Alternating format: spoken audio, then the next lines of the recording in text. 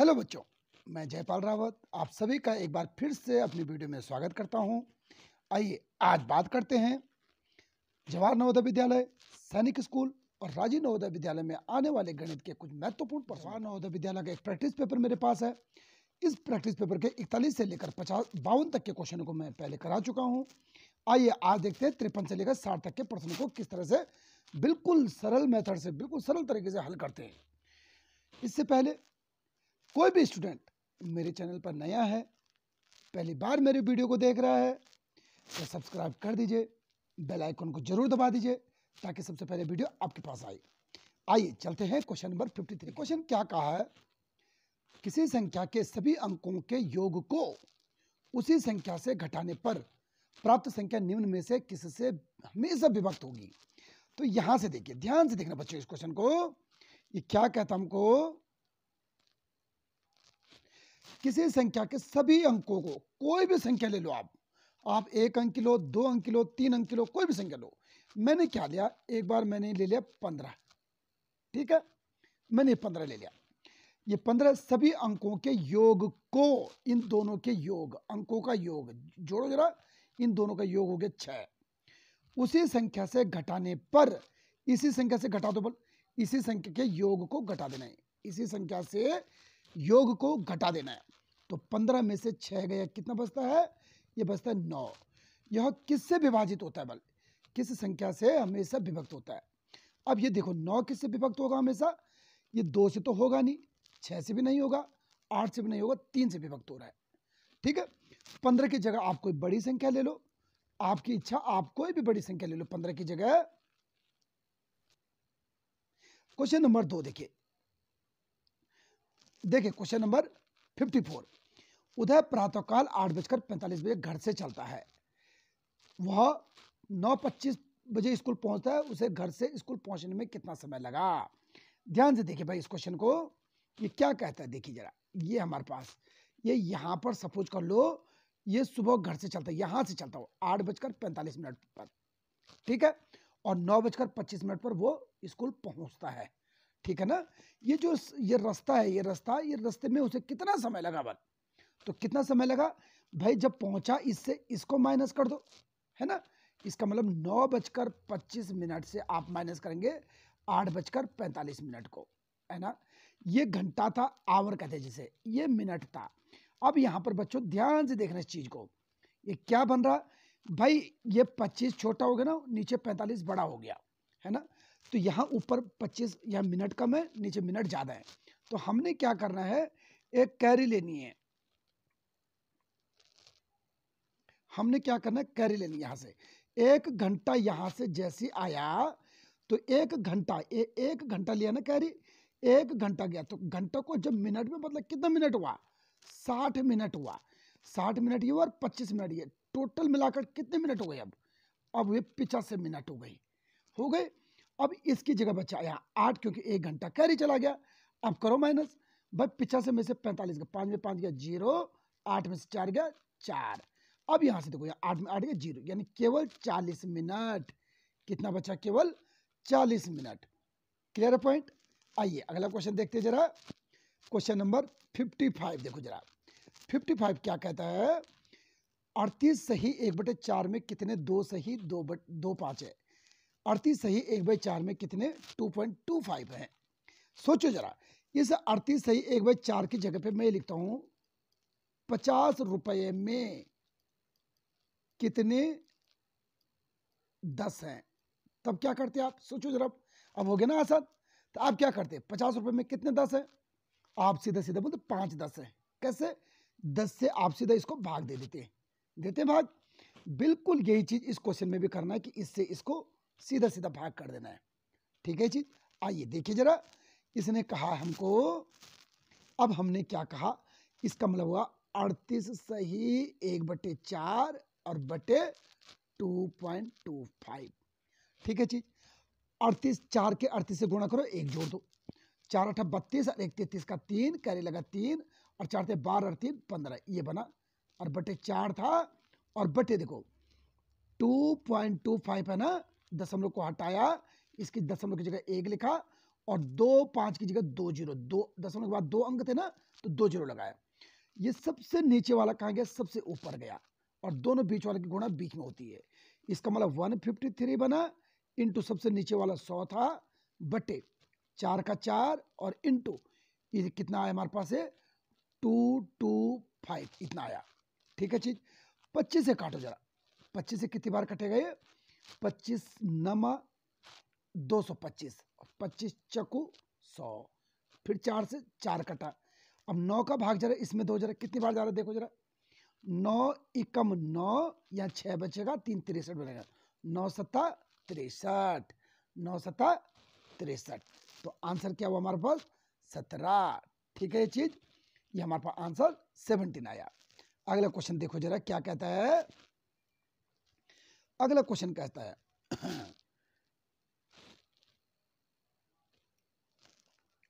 अगला क्वेश्चन क्या कहता है, निम्नलिखित के किलोग्राम, हेक्टोग्राम, डेकाग्राम तथा ग्राम बताओ, है ना, इसके एक ग्राम है बल। तो हमारे पास ये क्या चीज हमने लिखा 8649753, ये किस चीज में, ये ग्राम में है। अब ग्राम को सबसे बड़ा क्या है इनमें से, किस चीज में बना सबसे बड़ा, किलोग्राम। सबसे पहले तो किलोग्राम में बनाएंगे भाई। मैंने आपको ये पैमाने से संबंधित एक वीडियो पहले भी बना के रखी है, अगर जिस बच्चे ने वीडियो को नहीं देखा है तो मैं डिस्क्रिप्शन बॉक्स में दे रहा हूँ, डिस्क्रिप्शन से उस वीडियो को जरूर देखिए। ठीक है ना, अगर समझ में आए तो कमेंट जरूर कर देना आप कहाँ से देख रहे हैं। क्लियर है। अब देखिए सबसे पहले हम सबसे बड़े में बनाएंगे, किस में बनाएंगे, किलोग्राम में। कैसे बनाएंगे, देखो हमको पता है किलोग्राम होता है, हेक्टोग्राम होता है, डेकाग्राम होता है और ग्राम होता है, ये होता है ना। ये ग्राम हमें गिवन है और हमने किलोग्राम तक जाना है। हमने कहाँ तक जाना है, ये उल्टा जाना हमने, कैसा, ये उल्टे की तरफ जाना हमने। ठीक है, अब हम जब उल्टे की तरफ जा रहे हैं तो यहां से देखो, जब भी उल्टा जाएगा इसकी जगह 1 लिखेंगे, 1 2 3 जीरो यानी 1000, इसकी जगह 1 और 3 जीरो, 1000 बट्टे, ये बट्टे में आएगा, जब उल्टा चलेगा तो बट्टे में लिखेंगे, 8 6 4 9 7 5 3 और इंटू उल्टा उल्टा चल रहा तो बट्टे में लिख दो 1 2 3 जीरो। क्लियर है ये चीज, है ना। ये हो गया हमारे पास, किस चीज बना, ये किलोग्राम बना, किस चीज में बना, किलोग्राम बना।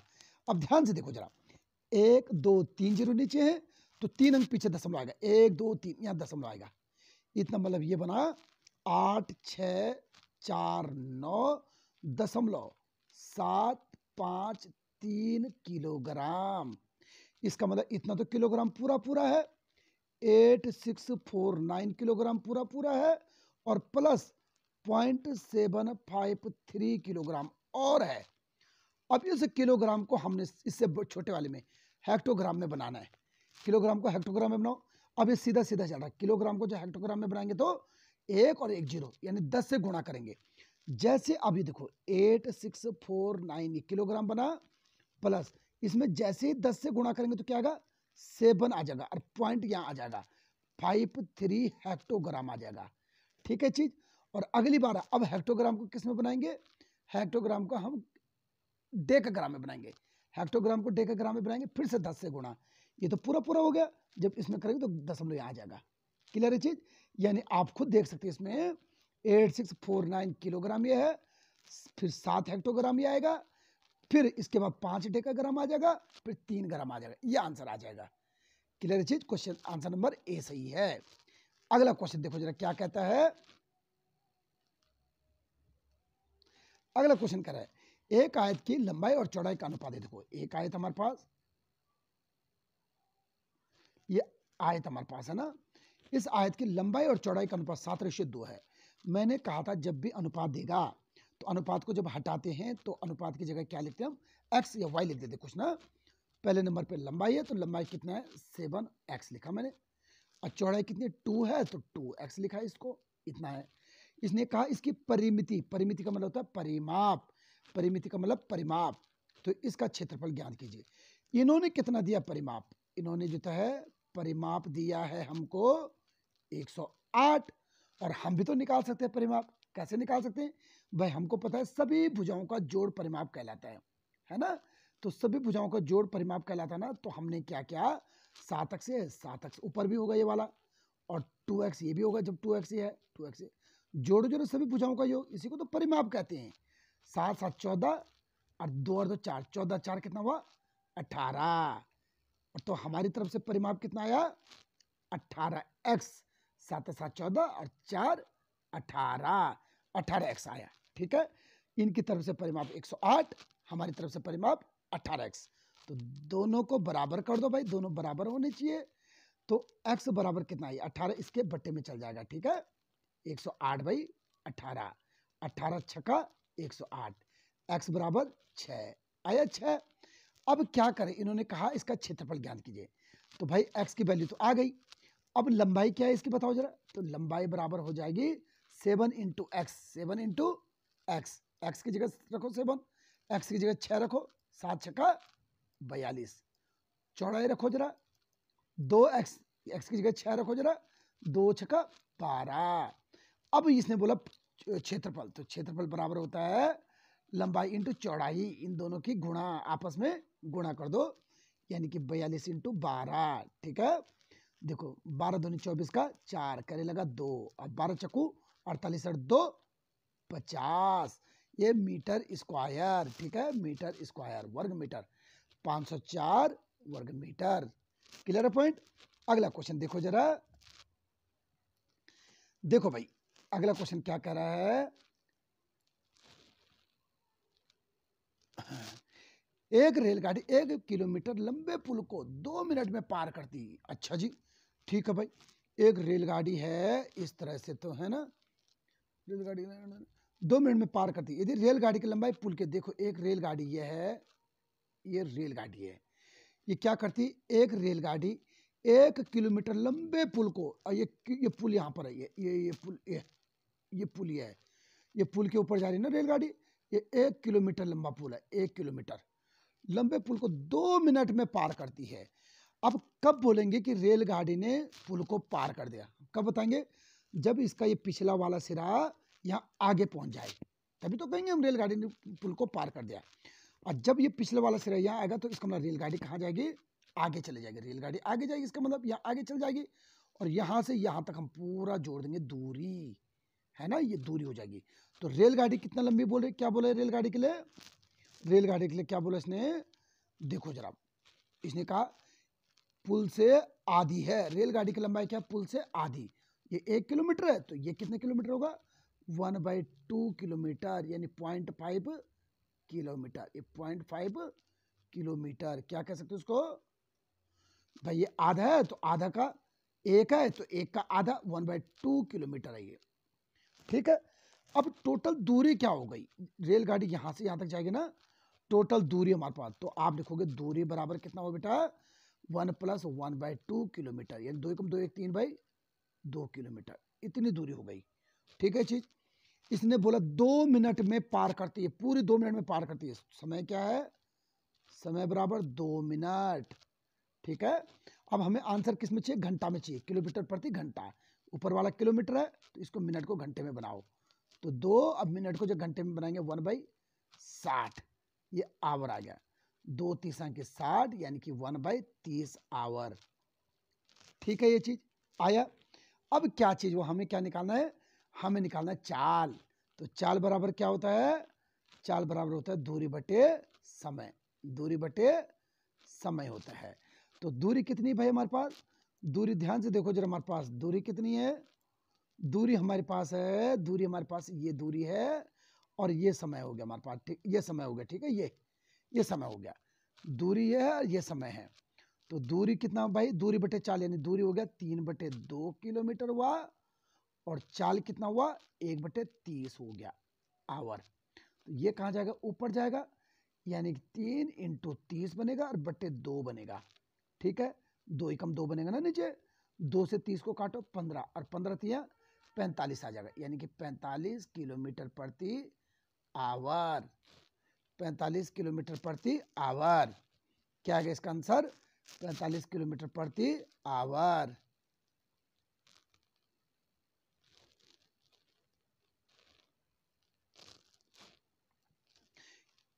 इसका आंसर क्या है, ये 45 किलोमीटर प्रति आवर। ठीक है, अब यहां से देखिए क्वेश्चन, इसने क्या कर रखा है, 10 आदमी, इसने क्वेश्चन क्या कर रखा है बेटा, देखो बच्चों, क्वेश्चन कह रखा है 10 आदमी एक काम 7 घंटे प्रतिदिन करके 12 दिनों में पूरा करते हैं तो 6 आदमी उसी काम को कितने दिन में पूरा करेंगे। जब काम करने की बात आती है तो उसको बोलते हैं इफिशिएंसी वाले क्वेश्चन, एफिशिएंसी वाले। तो इन क्वेश्चनों को सॉल्व करने का सबसे आसान तरीका MDH फॉर्मूले से आपने लिखना है M1 D1 H1 बराबर M2 D2 H2 इस फॉर्मूले से। ठीक है चीज। M फॉर मैन, पहले नंबर पे 10 आदमी दे रखे हैं तो इसकी जगह 10 लिखा, इंटू D फॉर डे, दिन, दिन तो दे नहीं रखा, दिन को काट दो, नहीं दे रखा। फिर दे रखा 7 घंटे, अब दिन भी दे रखा है, 12 दिन दे रखा है। ठीक है, 12 दिन दे रखा है, 12 कर दो इसको, और फिर दे रखा H1 यानी कि 7 घंटे, आवर 7 घंटे, फिर बराबर आ गया। फिर कर तो 6 आदमी, तो इसके बाद वाला तो 6 आदमी, 6 आदमी उसी काम को कितने घंटे में, यानी H की जगह हमने X लिख देंगे, 14 दिनों में पूरा करेंगे। दिन की जगह 14 और H की जगह X लिख दो। ठीक है, कितने घंटे में काम पूरा करेंगे। X की वैल्यू निकाल दो, ये दोनों जो गुणा वाले बट्टे में चल जाते हैं, यानी 10 इंटू 12 इंटू 7 और बट्टे में चल जाएंगे तो 6 इंटू 14 हो जाएगा और बराबर X। क्लियर है चीज।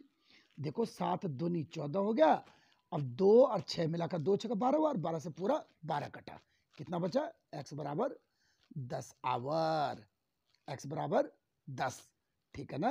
अब कहाँ है आंसर, देखो जरा, ये आया हमारे पास आंसर, ये आया आंसर, ये आया हमारे पास आंसर, ये आंसर आया 10 घंटे। ठीक है ये चीज। अब अगला क्वेश्चन देखो भाई क्या कहा है, एक बैंक 5 वर्ष के बाद 500 रुपए की राशिफल 7500 रुपए वापस करता है, बल साधारण ब्याज की दर क्या है। तो 5 वर्ष के बाद, तो शुरू में पैसा क्या था, P बराबर क्या था, P बराबर था 5000 रुपए। ठीक है चीज। और T बराबर क्या है, 5 वर्ष दे रखा है इन्होंने, है ना।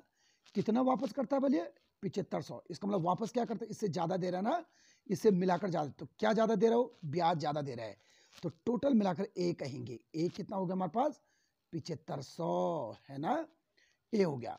अब हमको आर फाइंड आउट करना है, तो सबसे पहले ए भी दे रखा है, पी भी दे रखा है, दोनों चीज दे रखी है। हम SI निकाल देते हैं, यानी SI मतलब ब्याज, ब्याज कितना हुआ भाई, जो ज्यादा दे रखा, कितना ज्यादा ये वाला पैसा, यानी 2500 तो ज्यादा है। देखो कैसे, 7500 में से 5000 को हमने घटा दिया तो कितना आया, तो 2500 आया, ये ब्याज आ गया। ठीक है, ये SI आया, आया ब्याज। अब हमको ब्याज पता लग गया, हमने सीधा फॉर्मूला लिखना है, SI बराबर P into R into T by 100। SI की जगह रखो जरा 2500, SI की जगह रखा हमने 2500 लिखा, बराबर का बराबर, P की जगह लिखो जरा 5000, P की जगह 5000 लिखा, R की जगह हमने निकालना है R, और T की जगह कितना लिखा हमने 5 वर्ष, और बटे 100। क्लियर है चीज। 1 0 2 0 नीचे थे, 1 0 2 0 काट दे ऊपर। ठीक है ना चीज। अब कितना बचा हमारे पास, यहां से तो हमारे पास बचा 2500 बचा, और बराबर देखो 5 पंजे 25 से बना, और पीछे से 1 0 है इंटू आर। जब मैं आर का मान निकालूंगा तो ये दो कहाँ जाएगा, इसके नीचे चल जाएगा, तो यानी ये बन जाएगा 2500 बटे 250 बन जाएगा, और इक्वल टू आर, 0 से 0 कटा, और 25 से कम 2500 0 आएगा, यानी आर बराबर 10%, आर बराबर 10%। ठीक है, ये हमारे पास आंसर डी सही है। क्लियर है ये चीज। उम्मीद है वीडियो आपको पसंद आई होगी, तो अपने दोस्तों को शेयर करोगे और लाइक भी करोगे, और कमेंट करना ना भूलिए। ठीक है, मिलते हैं जल्द नई वीडियो में।